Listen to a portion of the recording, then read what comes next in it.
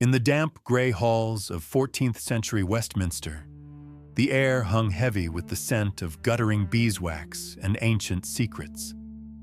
England was a kingdom divided, ruled by a king whose heart belonged to favorites rather than his people. But in the shadows of the court, a French princess, Isabella, watched with eyes as cold as the North Sea. She was the Queen of England, a title that felt more like a cage than a crown. While the nation teetered on the edge of collapse, Isabella began to weave a web of influence, realizing that her survival depended not on loyalty to her husband, but on the power she could seize for herself. Isabella had been brought from the French court as a child bride, a political pawn meant to cement peace between warring dynasties. However, her marriage to King Edward II was a hollow mockery of royal duty. Edward's obsession with his male favorites, particularly the arrogant Piers Gaveston, left Isabella humiliated and isolated. In the drafty chambers of the Tower of London, she learned that a queen's only true protection was the blood she carried. Her son, the young Prince Edward. She began to view her child not just as a son, but as a biological insurance policy for her own ascent to the throne. As years passed, the king's neglect turned into active hostility. The rise of the Despencer family, new favorites who whispered poison into Edward's ear, saw Isabella's lands seized and her French servants arrested. She was a queen without a court, stripped of her dignity and her income. In the flickering candlelight of her private chapel, Isabella realized that the crown she wore was a target. To save herself, she would have to betray the man she had sworn to serve. The seeds of rebellion were planted in the fertile soil of her resentment, watered by the tears of a woman who had finally had enough. A diplomatic crisis provided the perfect opportunity for escape. Tensions with France over the Duchy of Aquitaine reached a breaking point, and Isabella, the sister of the French king, was sent to Paris to negotiate. As her ship departed the English coast, she looked back at the receding white cliffs of Dover with a gaze that promised fire and steel. She was leaving behind a husband she loathed and a kingdom that had forsaken her. In France, she was no longer a neglected wife. She was a princess of the blood, and she intended to use her family's power to dismantle her husband's reign. In the opulent yet treacherous court of Paris, Isabella met the man who would become her most dangerous ally, Roger Mortimer. A powerful marcher lord who had escaped the Tower of London, Mortimer was a man of iron and ambition. Their shared hatred for King Edward and the Despensers forged a bond that transcended mere politics. In the shadowed alcoves of the Louvre, they began an illicit affair and a treasonous conspiracy. Mortimer provided the military mind Isabella lacked, and Isabella provided the royal legitimacy Mortimer needed. Together, they were a threat that England had never seen before, a queen and her lover plotting a coup. The conspiracy required more than just soldiers. It required the next king of England. Isabella sent for her eldest son, the 12-year-old Prince Edward, under the guise of having him perform homage to the French king for his continental lands. When the boy arrived in Paris, he was a pawn in a game he did not yet understand. Isabella held him close, but her embrace was that of a strategist, not a mother. She knew that by keeping the heir to the throne by her side, she held the ultimate leverage against her husband. The betrayal of her marriage was now becoming a betrayal of her son's innocence. Back in England, King Edward II grew frantic, demanding his wife and son return. Isabella's response was a public declaration of defiance that shocked the courts of Europe. She dressed in widow's weeds, claiming that her marriage had been destroyed by the Despensers, and swore she would never return until the favorites were removed. This was a masterclass in propaganda. By painting herself as a persecuted wife and mother, she garnered the sympathy of the French nobility and the English rebels. She was no longer just a queen in exile. She was the leader of a righteous crusade to save England from a tyrant. With the prince in her possession, Isabella began to raise an army. She brokered a deal with the Count of Hainaut, betrothing her young son to the Count's daughter Philippa in exchange for a fleet and mercenary soldiers. This was the ultimate betrayal of her son's autonomy, selling his future marriage to fund her personal vengeance.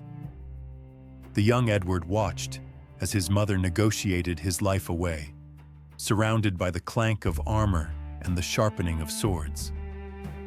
The prince was beginning to realize that in his mother's world, love was a secondary currency to power. The invasion of England was no longer a dream. It was an approaching storm. The fleet prepared to sail from the Low Countries. Isabella, often called the she-wolf of France by her enemies, stood on the deck of her flagship, her son by her side. She had successfully turned the heir to the throne against his own father. The boy was torn between the duty he owed the king and the fierce, magnetic pull of his mother's ambition. As the sails unfurled, the atmosphere was one of grim determination. Isabella knew that if they failed, their heads would adorn London Bridge. But she did not fear death as much as she feared returning to the life of a powerless queen. In September 1326, the invasion force landed on the shores of Suffolk. Isabella did not arrive as a fleeing wife, but as a conquering general. The English nobility, weary of Edward II's weak and corrupt rule, began to flock to her banner. The betrayal was complete. She had used her son to gather an army, her lover to lead it, and her husband's own failures to justify the conquest. As she marched toward London, the ground trembled beneath the feet of her mercenaries. The crown was within her reach, but the cost of her victory would be a legacy of blood and a son who would never truly trust her again. Inside the Tower of London, the air grew thick with the stench of panic. King Edward II, once a man of unchallenged authority, stared at reports detailing the desertion of his lords. Isabella's shadow loomed over the map of England, a darkness spreading from the east. His favorites, the Despensers, whispered of fortification, but the king could see the truth in the flickering candlelight. His wife had not just brought an army, she had brought the end of his reign. The city outside was already turning, the whispers of the Queen's justice growing into a roar that rattled the palace gates. London was no longer a sanctuary for the king. As Isabella's forces drew near, the commoners rose in a wave of orchestrated chaos. The streets became a labyrinth of fire and fury, where those loyal to the king were hunted in the shadows. Isabella watched from the heights of her camp, her expression unreadable. She had unleashed a monster to reclaim her dignity, and the capital was the first to fall. The sound of the mob was a symphony to her ears, a harsh reminder that the love of the people was a weapon more potent than any blade her husband possessed. With the capital lost, Edward II and his few remaining loyalists fled toward the rugged terrain of Wales, hoping to find refuge among the hills. But Isabella and Roger Mortimer were relentless. They tracked the king like hunters pursuing a wounded stag. The English autumn turned cold and biting, the rain washing away the tracks of the royal party. Isabella rode at the head of her knights, her steel-gray eyes fixed on the horizon. Every mile they covered brought her closer to the ultimate betrayal, the total dismantling of her husband's power in the name of her son's inheritance. The king's flight ended in the mud of Neath Abbey. Exhausted and broken, Edward II was cornered by Isabella's vanguard. There was no grand battle, only the pathetic sight of a monarch surrendered to his wife's emissaries. The Despensers were seized, Their influence evaporated in an instant. As the king was led away, he looked for a glimpse of the woman he had once wed, but he found only the cold, calculating gaze of a queen who had outgrown her need for a husband. The crown was effectively lost, though it still rested heavily upon his head for a final, bitter moment. The trials that followed were swift and merciless. Isabella sat on a high dais, presiding over the ruin of those who had once whispered against her in the royal court. Hugh Despenser the Younger, the man who had been the king's shadow, was condemned before the queen's cold eyes. While the law demanded blood, Isabella demanded the erasure of their legacy. She watched as they were dragged to their fate, her hand resting on the shoulder of her young son, Edward III. She was teaching him a dark lesson, that power is not given, it is taken, and loyalty is a commodity to be discarded.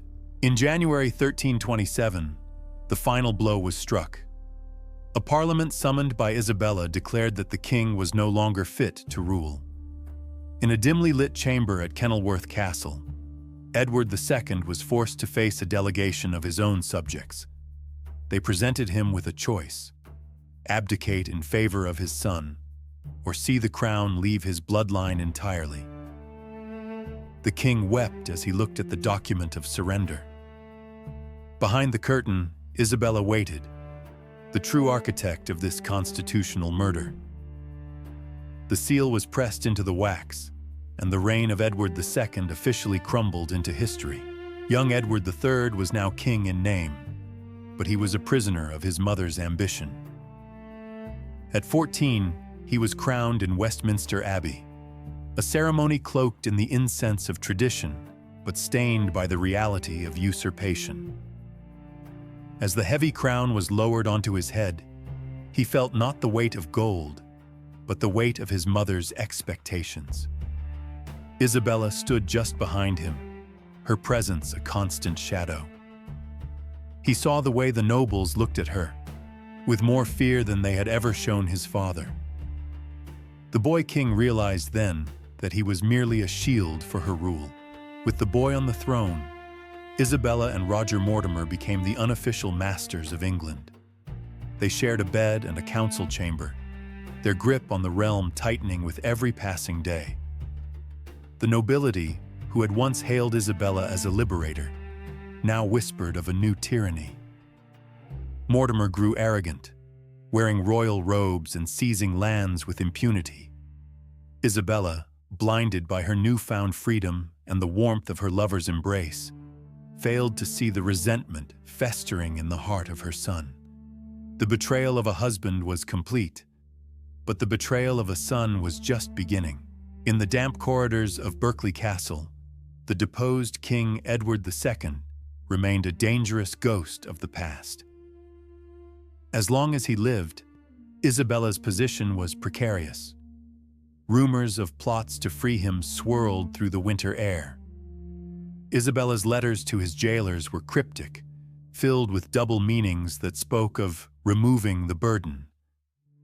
The king's world had shrunk to a single stone cell, where the silence was broken only by the dripping of water and the footsteps of men who no longer feared him.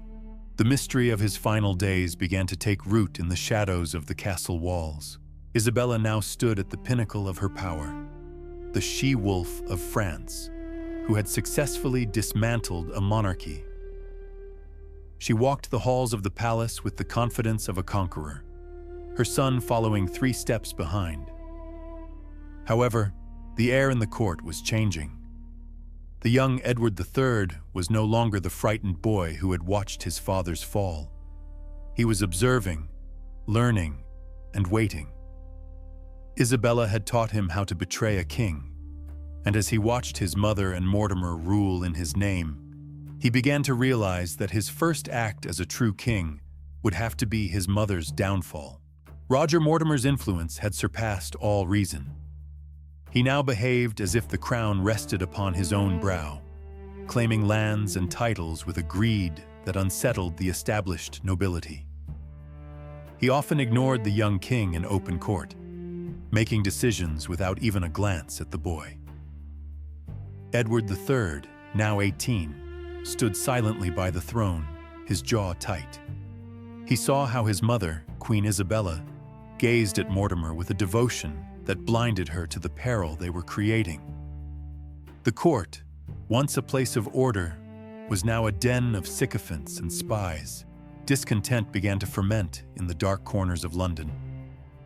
The lords of the realm, who had once supported Isabella's rebellion to save England from dispenser, now felt they had merely traded one tyrant for another. Edward III began to hold his own private gatherings, away from the watchful eyes of Mortimer's guards. He spoke with William Montague, a trusted friend, about the state of the kingdom. These were dangerous conversations. To speak against Mortimer was to speak against the Queen Mother. Yet the young king knew that a silent king was no king at all. Isabella and Mortimer's extravagance knew no bounds. While the treasury bled, they hosted lavish tournaments and feasts, presenting a facade of stability.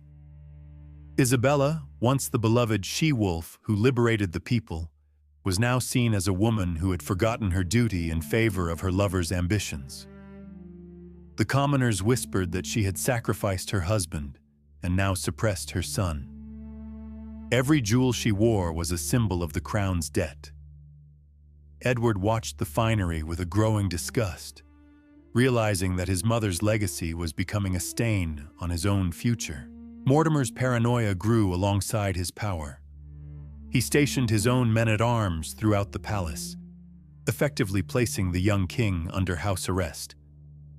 Access to Edward was strictly controlled. Even the highest lords had to pass through Mortimer's filters.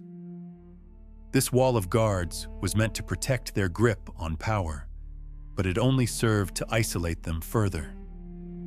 Edward spent his days studying the patterns of the guards, noting their shifts and the moments when the shadows in the corridors were longest. He was a prisoner in his own home, but he was a prisoner with a plan. The tension reached a breaking point during a council meeting at Nottingham. Mortimer, sensing the shift in the air, openly insulted the king's closest advisors, accusing them of treachery. Edward remained calm, a mask of royal indifference hiding the storm within. Behind the scenes, William Montague had discovered a secret. He brought word to Edward of a series of hidden tunnels running beneath Nottingham Castle. Passages known only to a few, designed for escape, but now serving as a path for an uprising. The king realized that the very stone of the castle was offering him a way to strike. Isabella began to sense the coldness in her son. At dinner, she tried to bridge the gap, speaking of her hopes for his reign, yet her words always circled back to the necessity of Mortimer's guidance. Edward's responses were brief and formal. He looked at his mother, the woman who had risked everything to cross the channel and reclaim his rights, and saw only a stranger blinded by an illicit love. The bond of blood was fraying, replaced by the cold reality of political survival. Isabella felt a chill that no hearthfire could warm, sensing that her son was no longer her puppet. The month of October 1330 brought a heavy mist to Nottingham. The castle, perched high on its sandstone cliff, felt like a fortress under siege from within. Edward and Montague met one last time in the stables, whispering their final plans. They had recruited a small band of loyal knights, men who were willing to risk the gallows for the chance to restore the king. The air was thick with the scent of damp earth and horses. Edward knew that if they failed, Mortimer would not hesitate to execute them all. There was no turning back. The crown or the axe. The secret tunnels of Nottingham were narrow, damp, and choked with the dust of centuries. Following a guide who knew the hidden path, Edward and his men descended into the darkness. The king led the way, his hand brushing against the cold, rough stone. Above them, Isabella and Mortimer were likely retiring for the evening, unaware that the floor beneath them was teeming with rebellion. Every drop of water hitting the floor sounded like a drumbeat in the silence. The young king's heart beat with a singular purpose: to reclaim England from the man who had stolen its dignity. As they neared the exit of the tunnel, which opened into the heart of the castle's living quarters, the sound of Mortimer's guards could be heard through the stone. Edward signaled for silence. He felt a strange mixture of grief and resolve. He was about to break into his mother's private chambers to arrest the man she loved in the middle of the night. This was the betrayal Isabella had taught him, the ruthless pursuit of power at any cost. He gripped his sword hilt, his knuckles white. The boy who had been a pawn was about to become the hand that moved the pieces. They reached the final door. Beyond it lay the royal apartments. The guards outside were caught completely off guard as the stone panel swung open and the king's men burst forth. There was no time for a coordinated defense. The halls echoed with the sound of shouting and the clatter of boots on stone. Edward moved with a cold, focused energy, heading straight for the chamber where he knew Mortimer and his mother would be. The mystery of his reign was finally unfolding. He was no longer the son of a fallen king, but a sovereign demanding his rightful place. The inner sanctum of Nottingham Castle, once thought impenetrable, became a chaotic theater of war. Edward's knights moved with surgical precision, disarming the personal household guard who were still fumbling for their weapons in the dim light. The young king led from the front, his face a mask of iron determination. For years, he had lived in the shadow of his mother's lover, a puppet in his own court. But as the iron-toothed gears of fate turned, the power dynamic shifted in a single heartbeat.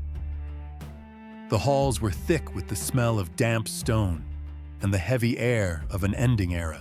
They reached the massive iron-studded door of the royal bedchamber. Inside, Roger Mortimer and Queen Isabella were startled by the sudden clamor. Mortimer, a man used to being the most feared figure in the realm, felt a cold dread he hadn't known for decades. He looked toward the door, his hand instinctively reaching for the dagger on the bedside table. Isabella stood frozen, her regal poise momentarily shattered by the realization that the whispers of dissent had finally manifested into a physical storm at her very threshold. The age of their joint rule was collapsing under the weight of Edward's resolve. The heavy door groaned under the weight of a battering ram improvised from a nearby bench. With a splintering crash, the wood gave way. Light from the torches in the hallway spilled into the darkened room like a flood, illuminating the opulent but now terrifying space. Edward stepped across the threshold, his shadow stretching long and menacing across the floor. He didn't look like a boy anymore. He was a king reclaiming his stolen birthright. Behind him, Montague and the other conspirators fanned out, their blades drawn and gleaming with a cold, unforgiving light that signaled the end of Mortimer's long reach. Mortimer attempted a final show of defiance, lunging forward with his blade, but he was quickly overwhelmed. The king's men moved like wolves, pinning the once mighty Earl of March against the tapestry-covered walls. There was no glory in this capture, only the grim satisfaction of justice being served. Mortimer's breath came in ragged gasps as the cold steel of a dozen swords hemmed him in. He looked to Isabella for a salvation she could no longer provide. The man who had once ruled England through fear was now nothing more than a prisoner in the very castle he thought was his fortress. Seeing her lover cornered and helpless, Isabella finally broke her silence. Her voice, usually calm and commanding, wavered with a desperate, raw emotion. She moved toward her son, her hands outstretched in a gesture of supplication that was alien to her character. She knew that Edward held the power of life and death in his hands. The air in the room was suffocating, filled with the tension of a family bond being irrevocably severed. She wasn't just a queen mother pleading for a favorite. She was a woman watching her world burn as her son stood as the arsonist. "My fair son, have pity on the gentle Mortimer," she cried out, her voice echoing off the vaulted ceiling. The words hung in the air, a pathetic plea for the man who had orchestrated the downfall of her husband and the usurpation of her son's power. To the knights present, the request was an insult to the crown. Edward stood motionless, his eyes fixed on his mother. He saw the tears on her face, but he also saw the years of manipulation and the blood of those Mortimer had murdered. The gentle Mortimer had been anything but, and the irony of her words was a bitter pill to swallow. Edward did not immediately respond. His silence was more terrifying than any shout. He looked from his mother to the man she had chosen over his father and his own inheritance.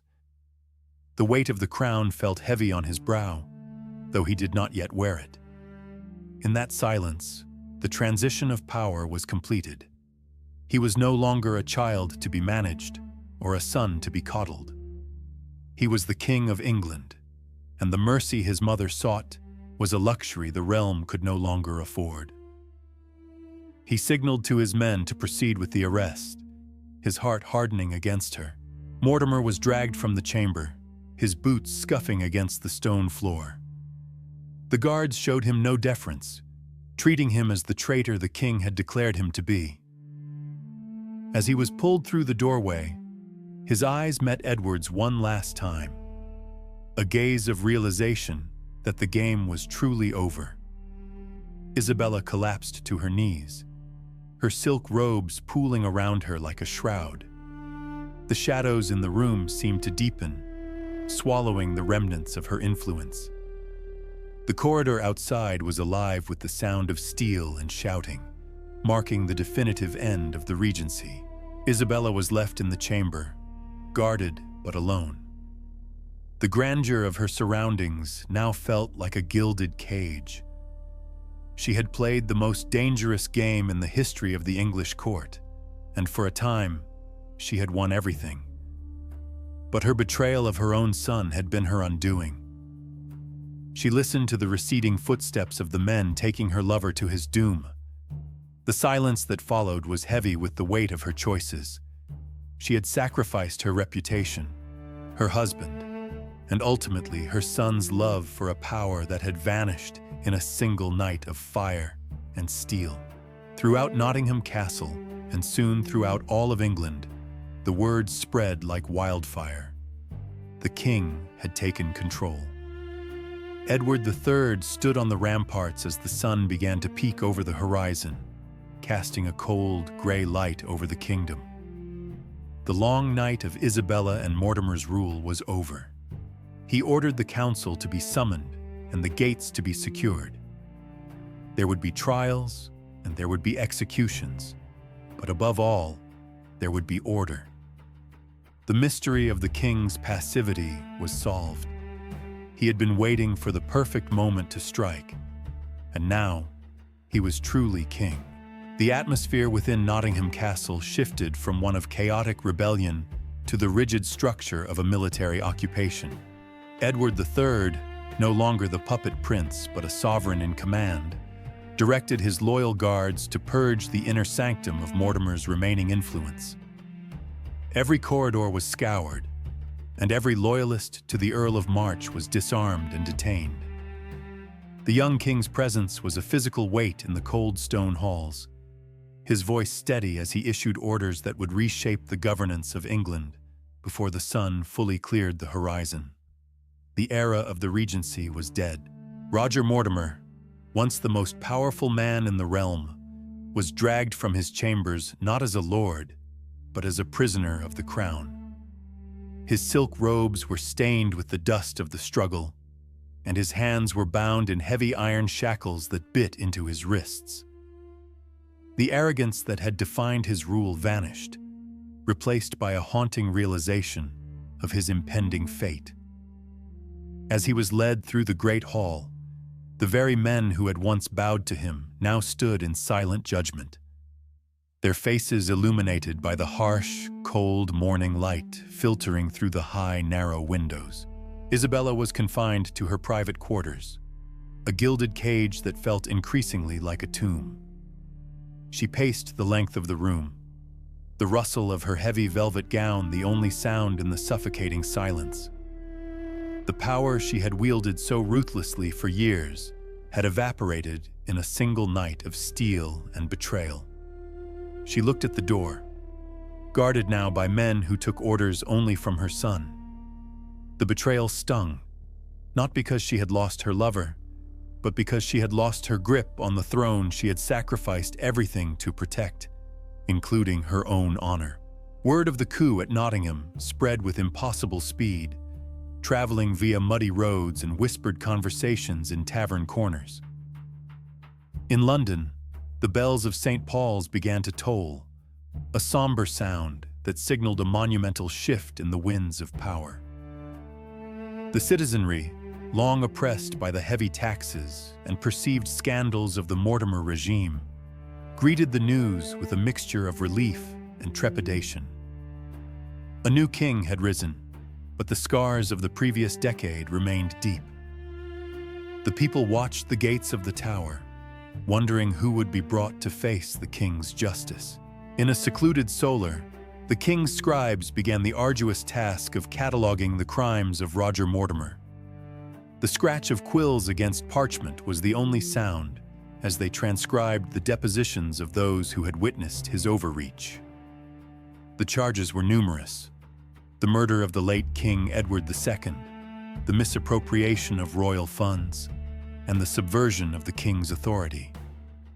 Each document was a nail in the coffin of the Earl of March. Edward III watched over the process, his eyes fixed on the seals and signatures that would provide the legal foundation for the upcoming trials. The summons for a new parliament were dispatched to every corner of England. Every earl, bishop, and baron was called to Westminster to witness the judgment of a usurper. The roads became choked with the retinues of the powerful, all moving toward the capital to see the young king assert his true dominance. This was to be a reckoning unlike any England had seen, a public dismantling of a shadow government that had nearly brought the monarchy to its knees. The tension was palpable. The lords knew that their own loyalties would soon be under the royal microscope. From her confinement, Isabella managed to send a single, desperate plea to her son. The letter was not written in the hand of a queen, but in the frantic script of a mother fearing for her life and the life of her partner. "Fair son," she wrote, "have pity on gentle Mortimer." It was a moment of profound vulnerability that revealed the depth of her attachment. However, when the letter reached Edward, he read it with a cold, unblinking gaze. The time for maternal influence had passed. The crown demanded a justice that had no room for the pleas of a disgraced mother. Edward III spent hours alone in his father's old study, surrounded by the ghosts of a fractured legacy. He looked at the Great Seal of England, reflecting on the man his father had been and the man he was forced to become. To save the monarchy, he would have to be more ruthless than those who had deposed his sire. He understood that the people and the nobility needed to see a king who was both just and terrifying. The betrayal of his mother weighed heavily on him, but the survival of the Plantagenet line was the only thing that mattered now. The Great Hall at Westminster was packed to the rafters as the trial of Roger Mortimer commenced. The air was thick with the scent of beeswax and the collective breath of the gathered peers. Mortimer was brought forward, standing in the center of the hall, surrounded by a sea of hostile faces. The king sat upon his throne, elevated above the assembly, his presence a constant reminder of the new order. The proceedings were conducted with a grim formality. the legal weight of the charges hanging over the room like a physical shroud. There would be no escape this time. The clerk of the crown began reading the indictment, his voice echoing through the silent hall. Each charge was a devastating blow to Mortimer's defense. He was accused of the cruel murder of Edward II at Berkeley Castle, an act that had haunted the nation for years. As the details of the conspiracy were laid bare, a murmur of shock and indignation rippled through the gathered lords. The betrayal of the late king was the ultimate crime, and by association, Isabella's role in the regency was being systematically dismantled in the eyes of the law and the public. Mortimer stood motionless, his face a mask of cold arrogance as the clerk of the crown listed his crimes. He refused to plead, his silence a final act of defiance against the peers of the realm who had once cowered before him. The charges were damning. He had usurped the royal power, enriched himself at the expense of the state, and orchestrated the fall of a king. The hall remained deathly still, the air thick with the realization that the era of the Marcher Lord was coming to a bloody and inevitable conclusion, leaving him isolated in his own ambition. The prosecution presented evidence of Mortimer's secret correspondence with foreign powers, detailing how he had sidelined the young King Edward III to maintain his grip on the scepter. Letters bearing his distinct wax seal were laid out like evidence in a divine inquest.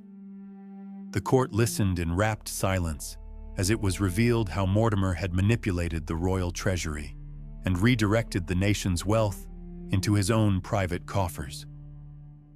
Each revelation stripped away his remaining shred of legitimacy, exposing the rot at the heart of the regency that had governed England through fear and manipulation. Away from the public trial, Isabella remained confined to her quarters, her heartbeat echoing the frantic rhythm of her thoughts. She could hear the muffled roar of the crowd outside the palace walls, a sound that signaled the end of her influence. Her mirrors reflected a woman who had gambled her son's love for the power of a lover, only to find herself losing both. The silence of her chamber was more deafening than any accusation. She waited for word, knowing that Mortimer's fate was tied to her own, and the crown she fought for was slipping away. From a high gallery, the young King Edward III watched the proceedings with a gaze that had aged years in just a few days. He saw the lords who had once bowed to Mortimer now turning like wolves upon a wounded stag. There was no joy in his heart, only a cold, growing realization of the burden he was about to fully inherit. He was no longer a puppet king. The strings had been cut with the reading of the indictment. His presence was a silent sentinel over the court, marking the transition from a regency of shadows to a reign of steel. The verdict was delivered with the weight of a falling axe. Roger Mortimer was found guilty on all counts of treason and the murder of the late king. The sentence was death, to be drawn and hanged as a common criminal at Tyburn. A gasp went up from the assembly, for even in their anger, few expected such a humiliating end for a man of his stature. The sentence was not just a punishment for Mortimer. It was a clear message to any who would dare to challenge the divine right of the monarch or manipulate the royal line for personal gain. Guards moved forward to seize Mortimer, replacing his velvet finery with heavy iron shackles. The metallic clang echoed through the hall, a sound that signified the total collapse of his authority. He offered no resistance, his eyes fixed on a distant point, as if he were already looking into the void of his own execution. As he was led toward the dungeons, the lords parted like the Red Sea, refusing to meet the gaze of the man they had once served. The path to the scaffold was now laid, and the shadow he had cast over England was finally retreating. That evening, Edward III entered his mother's chambers. The air was thick with the scent of beeswax and old tapestries. Isabella turned to face him, her eyes searching his for a spark of the devotion he once held. But Edward's expression was an impenetrable mask of duty. He spoke not as a son to a mother, but as a king to a subject who had overstepped her bounds. The confrontation was quiet yet devastating, as he laid out the terms of her future. The power she had wielded so ruthlessly was being stripped away, replaced by the gilded cage of royal retirement. Isabella fell to her knees, the proud queen finally broken. She pleaded not for her own life, but for mercy for Mortimer. She spoke of their shared journey and the necessity of the actions they took to save the kingdom from her husband's incompetence. Her voice, once so commanding, was now a ragged whisper of desperation. Edward watched her, his face showing the internal struggle between his lingering affection for his mother and his obligation to the crown. The room felt smaller, the weight of the betrayal pressing in on both of them as the candle flames flickered in the drafty hall. Edward's decision was final. He would spare his mother the public humiliation of a trial, but she would be stripped of her lands and her title as regent. She was to be sent to Castle Rising in Norfolk, where she would live out her days in comfortable but strict confinement. It was a mercy born of blood, yet a punishment that ensured she would never again influence the politics of England. By choosing to save her life while ending her power, Edward asserted his own authority. The Queen Mother's reign of intrigue was over, replaced by the calculated rule of her son. As dawn broke over London, the city prepared for the execution of Roger Mortimer and the formal ascension of King Edward III. The transition of power was complete. The young king stood on the battlements of the Tower, looking out over his kingdom. He had secured his throne through a series of betrayals and hard choices, proving that he was indeed his mother's son, but with a vision that extended beyond personal passion. The era of the she-wolf and her lover had ended, leaving behind a nation scarred, but ready for a new, singular voice to lead it into the future. The morning of November 29th, 1330, arrived with a biting frost that seemed to mirror the cold finality of the young king's decree. Roger Mortimer, once the de facto ruler of England, was led from the Tower to Tyburn. There was no grand trial, no mercy for the man who had shared the Queen's bed and usurped the king's authority. As he walked toward the gallows, the silence of the gathered crowd was heavier than any shout. The man who had orchestrated the fall of a king now faced his own end, marking the definitive conclusion of an era defined by shadow and scandal. In her private chambers, Isabella heard the distant tolling of the bells, each strike a knell for the man she had loved and the power she had wielded. The she-wolf was now a widow of ambition, trapped within the very palace she had once commanded. Her son had spared her life, but he had stripped away her influence, leaving her with nothing but the echoes of her choices. She stood by the window, her reflection ghost-like against the glass, watching the smoke of the city rise. The betrayal she had inflicted upon her husband had finally come full circle, leaving her isolated in her own kingdom. King Edward III wasted no time in establishing a new order. He gathered a council of loyal nobles, men who had not been tainted by the excesses of Mortimer's reign.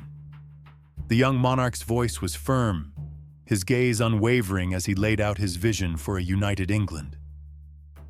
He sought to heal the fractures caused by his mother's rebellion and his father's weakness. The court, once a place of whispered conspiracies and illicit romance, was transformed into a center of military planning and administrative rigor. The transition was swift, calculated, and absolute, signaling the birth of a warrior king who would redefine the nation. Isabella was eventually moved to Castle Rising in Norfolk, a grand but lonely fortress that would serve as her gilded cage for the remainder of her years. The castle, surrounded by mist-shrouded moors, became the physical manifestation of her exile. While she lived in luxury, provided for by her son's treasury, she was a queen without a court, a mother without the affection of her child. The stone walls muffled the sounds of the world she had once tried to rule. Here, the she-wolf lived in a quiet purgatory, her sharp mind left to dwell on the glory she had lost. As the years passed, rumors began to drift from the Norfolk coast back to London. It was said that the Dowager Queen had succumbed to bouts of melancholy and madness, haunted by the ghost of the man she had allowed her son to execute. Some claimed they heard her screaming for Mortimer in the dead of night, while others spoke of her intense religious devotion as she sought penance for her sins. Whether these stories were true or merely the inventions of a public that still feared her, they cemented her legend. Isabella became a cautionary tale of what happens when a woman's ambition exceeds the bounds of her station. Edward III visited his mother occasionally, but these encounters were formal and strained. The king did not come as a son seeking comfort, but as a sovereign performing a duty. He would sit across from her, listening to her advice on French diplomacy, the one area where he still valued her expertise, but his heart remained closed. The betrayal of his father, Edward II, was an invisible wall between them. Isabella would watch him leave, her eyes reflecting a mix of pride in his strength and the bitter realization that she had raised a man who no longer needed her love, only her silence. In her moments of lucidity, Isabella looked back to her arrival in England as a girl of 12, a flower of France sent to marry a king who did not want her. She remembered the insults, the neglect, and the way her husband had prioritized his favorites over his queen. These memories served as her justification, the fuel for the fire that had eventually consumed the Plantagenet dynasty.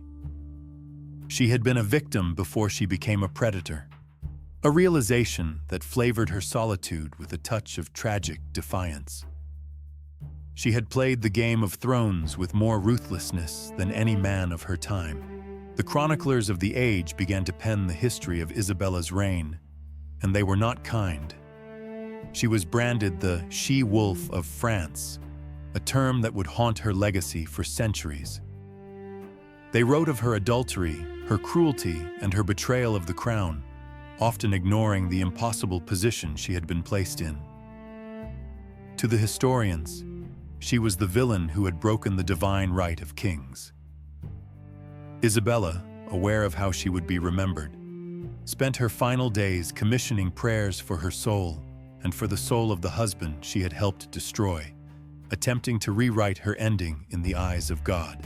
As her health failed, Isabella turned her attention to her final resting place.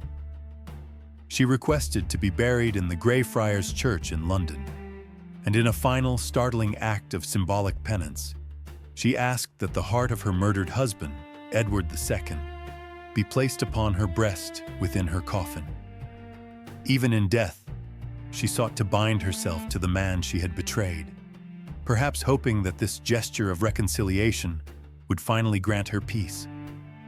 Her preparations were meticulous, ensuring that her burial would be as regal as her life, despite the shadows that now clung to her name. Isabella of France died on August 22, 1358, but her influence lived on through her son. Edward III had used his mother's claim to the French throne to launch the 100 Years' War, a conflict that would define the next century of European history. The fire she had started in the name of personal power had grown into a continental conflagration. As her body was laid to rest, the England she left behind was no longer a fractured kingdom, but a rising power. The she-wolf had been silenced, but the echoes of her betrayal and her ambition would ring through the halls of Westminster forever. After Isabella was interred at Greyfriars, a heavy silence fell over the court. The woman who had dismantled a king and orchestrated a coup was now merely a name in the archives. Edward III, though he had triumphed, was left with the complex task of reconciling his mother's treachery with her royal status. She was the root of his legitimacy and the source of his greatest shame. As the candles flickered in the drafty halls of Westminster, the courtiers whispered about the duality of the French princess, who became England's most feared queen, leaving a legacy of shadows. Edward III sat alone in his private chambers, the weight of the crown heavier than ever. Before him lay the maps of France, the lands he claimed through Isabella's bloodline. He had inherited her ambition, but he had also inherited the scars of her betrayal. To justify his war, he had to champion the very woman who had murdered his father. Every victory on the battlefield was a testament to her lineage, yet every prayer he uttered for his father's soul was a condemnation of her actions. The king was trapped between a legacy of conquest and a heritage of blood. The shadow of Roger Mortimer still loomed within the stone walls of the tower. Though he had been executed decades prior, his influence on Isabella remained the pivot point of the great betrayal. Chroniclers of the era began to write of their tryst, painting a picture of a queen who had traded her son's inheritance for a lover's embrace and a tyrant's power. These records, written with sharp quills on yellowed parchment, solidified the image of a woman who had prioritized her own desires over the stability of the realm. The mystery of her heart remained locked away forever. As the years turned into decades, the term she-wolf of France began to circulate through the markets and manners of England. It was a moniker born of fear and grudging respect. It spoke of a predator who had survived the treacherous waters of the Plantagenet court by becoming more dangerous than her enemies. This legend was no mere fable. It was a warning to future queens about the cost of stepping beyond the traditional roles of wife and mother. Isabella had broken the mold, but the fragments were sharp and unforgiving to those who dared to follow her path. Within the Great Hall of Westminster, the atmosphere was forever changed. The power dynamics that Isabella had shattered were replaced by a new, more militaristic order under her son. However, the ghost of her coup served as a constant reminder that the crown was never truly secure. The nobility looked at the young Edward the Black Prince, Isabella's grandson, wondering if the traits of the she-wolf would manifest in the next generation. The betrayal had introduced a permanent strain of paranoia into the English psyche, a sense that the closest ally could become the deadliest and most calculated foe. The cultural impact of Isabella's reign extended to the very art and literature of the time. Tapestries were woven that subtly depicted the fall of Edward II, and songs were sung in low voices about the queen who crossed the sea to reclaim a kingdom. These artistic expressions were not celebratory, but served as a cautionary narrative. They captured the dramatic lighting of a kingdom in turmoil and the deep shadows of a family torn apart by the ultimate betrayal. Isabella had become a permanent fixture in the dark folklore of the English monarchy, a symbol of cold resolve. Toward the end of his life, Edward III often found himself staring at the portraits of his ancestors. He saw his father's weakness and his mother's ruthless strength reflected in the eyes of his own children. He realized that while he had forged a new England, he had done so using the anvil his mother had provided. Her choice to choose the crown over her son had paradoxically given that son the most powerful crown in Europe. The betrayal was the catalyst for his greatness, a bitter truth that he carried into his final days as king. On the battlefields of Crécy and Poitiers, the legacy of Isabella's claim was written in the mud and blood of France. The English longbowmen, though fighting for their king, were ultimately the instruments of a dead queen's ambition. The 100 Years' War was her greatest monument, a continental conflagration that she had ignited from her exile. The soldiers knew little of the royal mystery that had started the conflict, but they lived and died in the shadow of the she-wolf's long-reaching grasp for continental power and dynastic supremacy, fulfilling a destiny she had stolen for them. Isabella's story became a benchmark for every queen who followed her. Philippa of Hainaut, Edward III's own queen, lived a life of perceived virtue and loyalty, perhaps as a conscious rejection of her mother-in-law's infamy. The courtly records began to contrast the good queen with the she-wolf, creating a binary of female power that would persist for centuries. Yet, none could deny that it was Isabella's cold calculation that had cleared the path for the stability they now enjoyed. Her betrayal remained the iron foundation upon which the modern English state was built. As the 14th century drew to a close, the shocking betrayal that had once rocked England was solidified into history. Isabella of France had made the ultimate choice. She chose the crown, not just for herself, but as a weapon to wield against those who had slighted her, including her own flesh and blood. Her story remains a testament to the dark heights of royal ambition and the enduring mystery of a mother's heart turned to stone by the pursuit of absolute power. The halls of Westminster would forever echo with her name and the cost of her victory.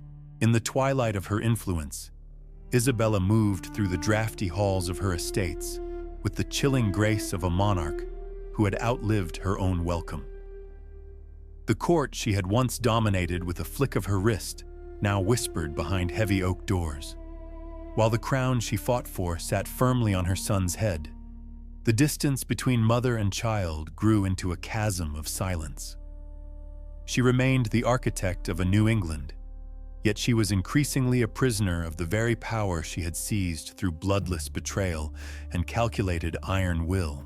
Roger Mortimer, the man who had shared her bed and her schemes, remained the anchor to her fading authority. Together they had ruled as regents, but the English nobility began to chafe under their heavy-handed governance.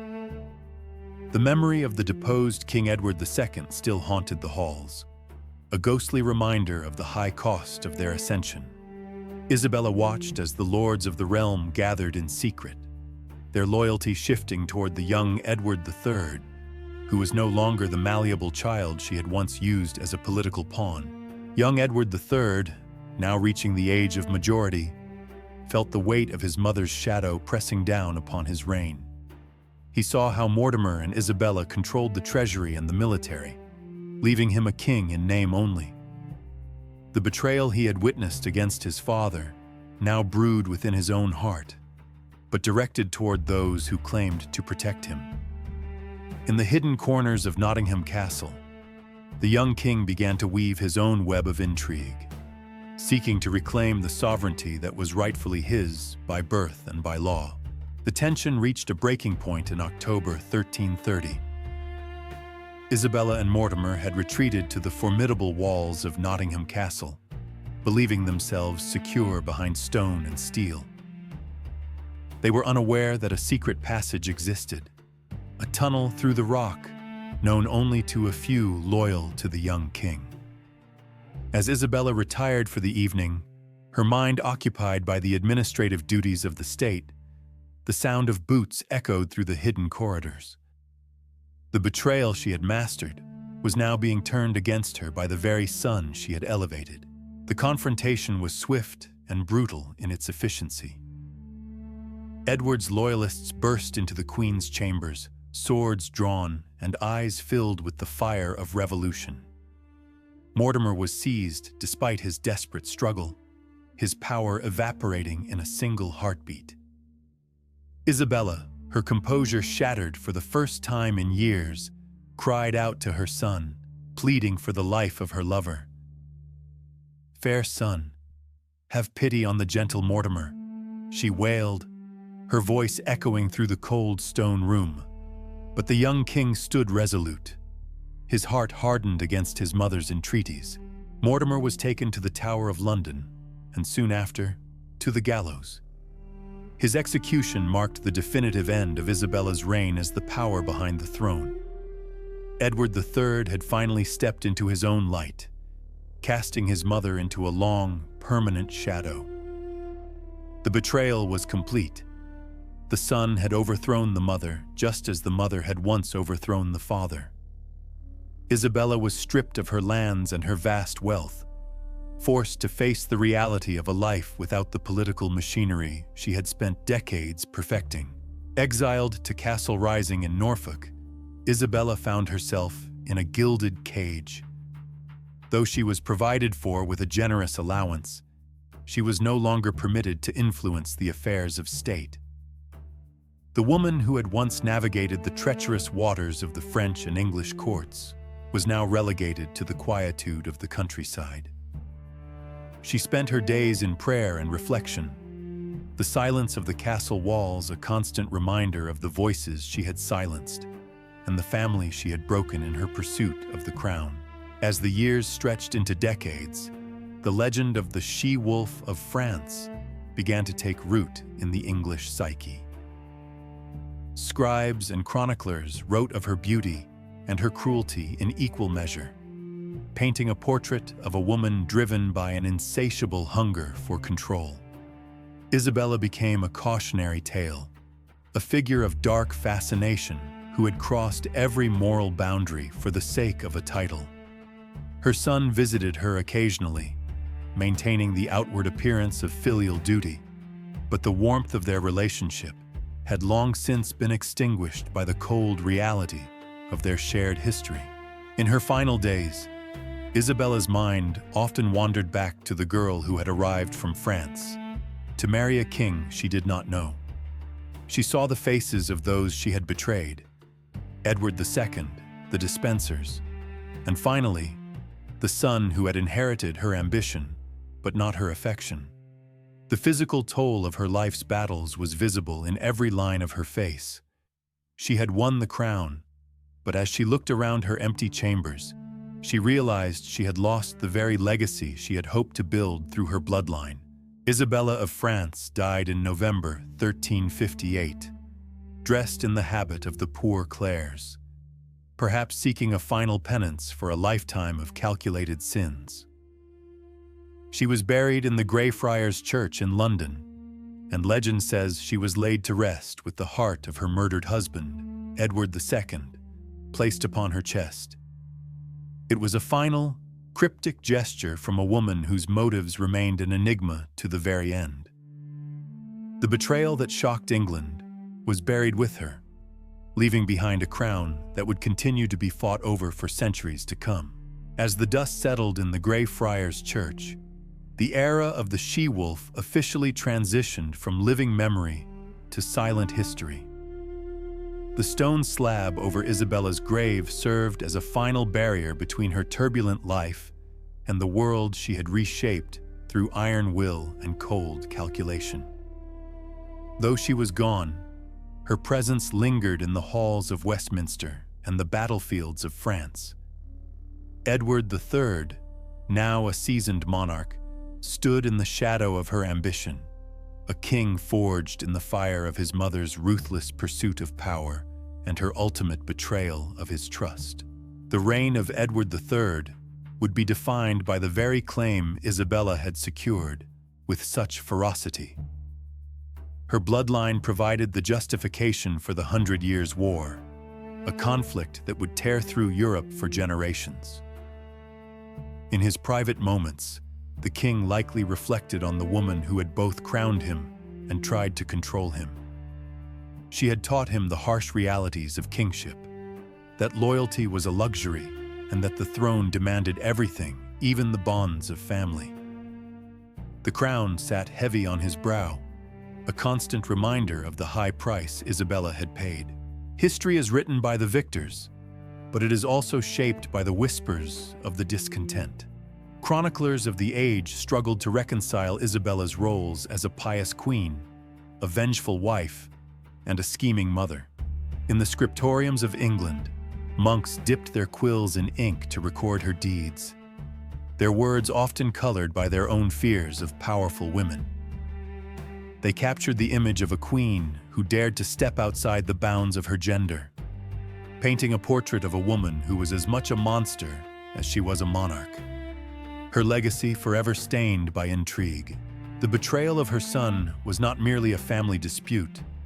It was a political earthquake that rearranged the foundations of the English monarchy. By choosing the crown over her own flesh and blood, Isabella had established a precedent where the survival of the state, or the survival of one's own power, trumped all other ties. This cold pragmatism would haunt the Plantagenet dynasty for centuries. Every subsequent power struggle in the English court carried a faint echo of Isabella's coup, a reminder that the path to the throne was often paved with the wreckage of broken families and shattered oaths. Isabella's life was a testament to the fact that power, once tasted, is never easily relinquished. Her exile at Castle Rising was not just a punishment. It was a containment of a force that had nearly unmade a kingdom. Even in her later years of supposed piety, the records suggest a woman who remained keenly aware of her status and the weight of her name. She was a woman who had seen the worst of men and decided to become more formidable than any of them. A survivor who understood that in the Game of Thrones, you win or you are forgotten. The mystery of Isabella of France lies in the why. Was she a woman driven by a desperate need for survival in a world of violent men?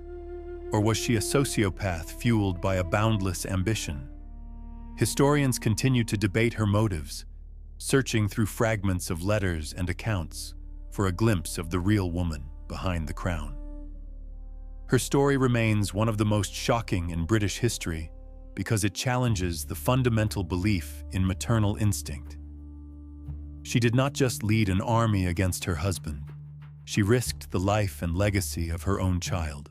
As centuries passed, the physical traces of Isabella began to fade. The castles she once held were remodeled or fell into ruin, and the church where she was buried was destroyed during the Reformation. Yet, the she-wolf lived on in the cultural imagination. She became an archetype of the dangerous, foreign queen, a cautionary tale used to keep royal women in their place.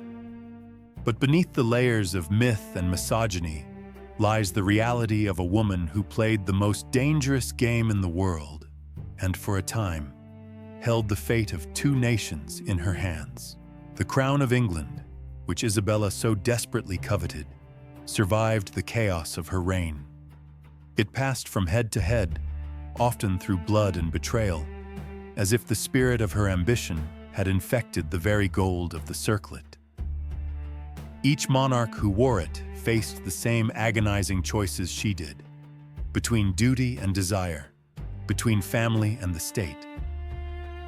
Isabella's betrayal of her son was the ultimate sacrifice on the altar of the monarchy, a chilling reminder that the crown is a heavy burden that can crush the heart of whoever wears it.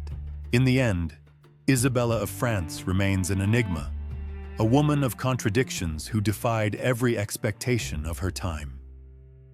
She was a queen who found her voice in a world that tried to silence her, even if that voice spoke of war and betrayal. Her choice to prioritize the crown over her son remains the central tragedy of her life, a shock to the moral fabric of her era that still resonates today. She was a mother, a queen, and a rebel, a woman who shaped the destiny of England through a betrayal that would never be forgotten. The story of the she-wolf concludes not with an answer, but with a lingering question about the nature of power. Isabella's life was a storm that swept across the landscape of the 14th century, leaving behind a legacy of blood, brilliance, and betrayal. As we look back at the crown she fought for, we see the reflection of a woman who chose her own path, regardless of the cost. The betrayal that shocked England was her final decree, a cold, royal testament that power is the only thing that truly lasts, buried deep in the heart of history.